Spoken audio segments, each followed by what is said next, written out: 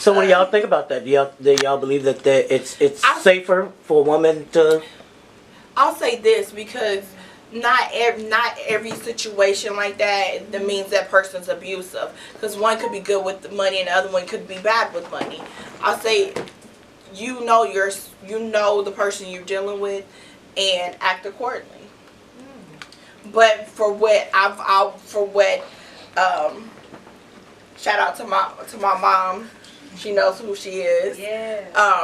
She taught me that you always have a rainy day fund. Yes. Yeah. Regardless of how good Yes. the other person is treating you or how life is, you always have a rainy day fund. Yeah. So just in case, like, let's say the flip side, everything is going good and, one of y'all loses your debit card or one of y'all loses your checkbook and someone wreaks havoc on your account. Oh, come on, girl. So in the process of getting that, fighting and getting that funds back, what you gonna do? Oh, okay, all right. You can't put your eggs all in one basket. That's what you're saying. So, yeah. So I would say that, like, going forward, there's a lot of stuff that I would change, that I did in my first marriage that I will not do in my second marriage. And it's only because of experience that, if you've ever had your money taken from you before, that's not a good feeling. Yeah. So and like a good teacher. Yeah. And I would never ever be wrapped up in a person so much that I forget that you become I need to be who I need to be for me. Yeah. In the front seat. Yeah. All right. Yeah. Driving the car. I don't know. I let him drive. I'm a rider, but I mean, I won't. We had a young lady. He won't be my life. We had a young lady the other day, and she was talking about how her and her husband went through infidelity in their marriage, but as long as he was taking care of her, she was kind of okay. So okay. Let's talk about that. Yes, let's talk about that. Come on, Precious. Tell on yourself. Come on. Okay. So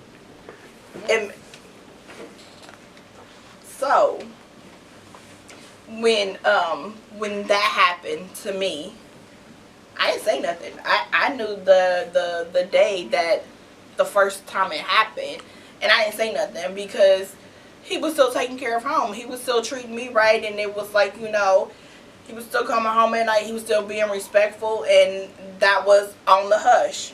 Now going forward, not happening. I love me. Precious didn't love her back then, but now Precious grown to love her because of the things that Precious been through. I know better now. So has it affected when that actually happened? Not the financial aspect of it. When you actually found out that he was actually cheating on you, how did this abuse resonate? Or this? So okay. Before it came out, he was being very discreet, and then he started getting sloppy. Was finding little stuff, but what hit it was we had I had begged him for 2 months to take me on a date. 2 months, and he said he got tired of me nagging him, so he was taking me on a date. Well, we left the house, and I accidentally left my phone at home, and so we were like 3 houses down from our house, and I asked him, was like, hey babe, can you go back, I need to get my phone. He told me no. So I said okay. So we went and dropped the boys off to his mom's house, and back then, like, everybody called my phone to get in contact with him and everybody else. Well, I didn't have my phone, so we went and ate, and then I realized that I didn't let his mom know that I didn't have my phone, so just in case something happened with the boys, she'll know what's going on. So I asked to use his phone, and he unlocked it and he put it straight to call. Well, if anybody knows Mom, she don't answer her phone, so it's better off to text her. So I went and switched over to text, and I saw a picture of a body part, That's the one profile picture. And I saw over 1,000 text messages. And then I saw my name with no picture, and it was like 3. So I clicked. I read, scrolled all the way up. I watched videos while he was talking to, we ran into one of his coworkers, so he was talking to his coworker, and I'm forwarding everything to my phone that's at home, videos, pictures, and everything else. So I guess I had a look on my face. And so his coworker, which was a female, she was like, you know, hey, I think you're in trouble. I'm looking at her face. And he did this. He was like, no, I'm not in trouble. And kept on talking. I walked off. Like, when I tell you, like, in that moment, my heart dropped. Because her last text, which made me go into it, was, hey, babe, I realized what I want for my birthday. Divorce papers with you and your wife's name on it. So that was just like, pause, like, what? Like, I knew that he was entertaining, but you know, home was still, you know, we still look good, you know, to those. He was still talking to me and everything, but then like from that point on, I guess he just felt like, you know, now, so it's whatever. Like, come in the house, don't say nothing. If he, when he talked to me, it was like the bare minimum, like through text. That's how he talked to me, through text. That's a big form of So mental this is, abuse. and this is actually in the relationship. So this is a big topic. Yeah. And like, we, like, our bedroom's like upstairs, and like, he was like, I'm not sleeping up here anymore, so he started sleeping in the basement. And so me being me, like, I went to the lengths of giving up our bed so that, like, and then we both were sleeping in the basement, and he's just like, why you here? Like, get out my face type.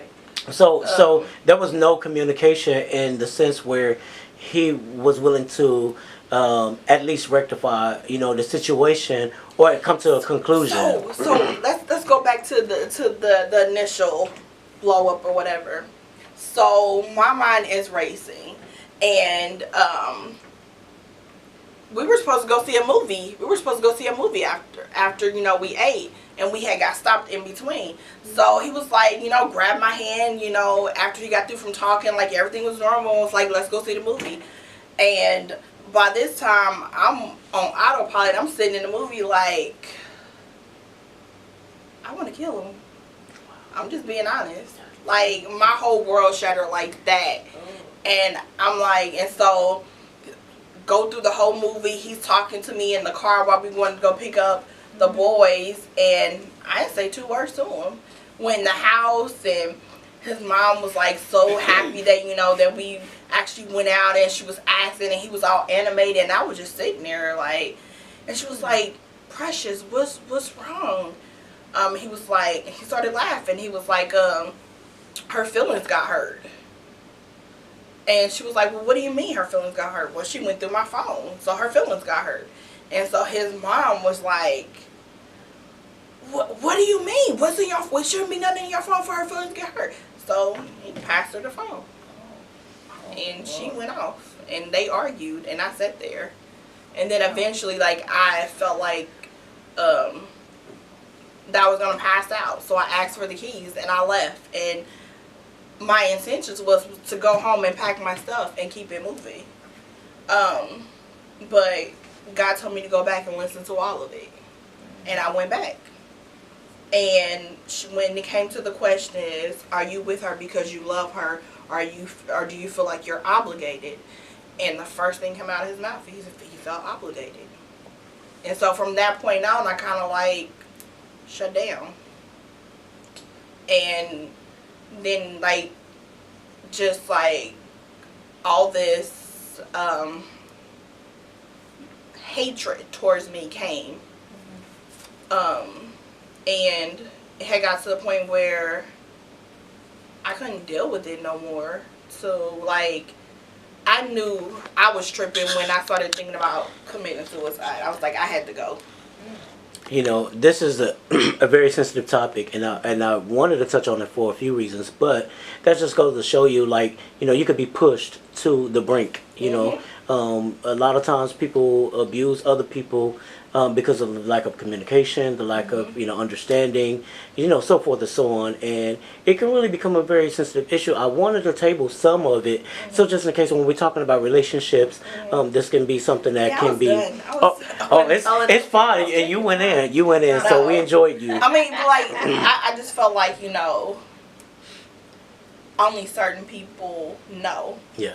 And there's still a lot that I will never tell. Right. But, just, I felt like that. Well, with that experience, would you Yeah. trade it in for anything else? Like, you know, at this point, you're who you are now today, because I you would say didn't this. commit suicide, and you did not, you know, I didn't kill snap. anybody. Yeah, you Yeah, did. Yeah, so- because somebody could have been in the hospital. But Somebody you know could have what? been wheeled out of there. Out of all of it, I learned who God was to me and who He is to me, Right.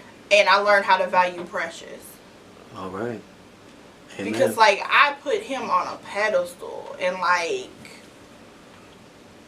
And that probably was the first thing, but we'll get to that. Yeah. We'll get to that, Yeah. because God said He will have no other God Yes. before Him. Yes. Come on! So, you know, you got to be Exactly. careful. Yeah. And I will say this, everything that happened in our relationship was not all his fault. Yes. We both played our part. Yes. Because we were never taught how to be married. Yes. And we got married at such a young age. I was 19. Right. So we didn't know how to grow properly. And we were two hurting people. And so in the end, we end up hurting each other. So. Well, it's understandable. Coming from a young child to a teenager and then into an adult, and never having training, never talking about I was that broken. Like, that movement. I never had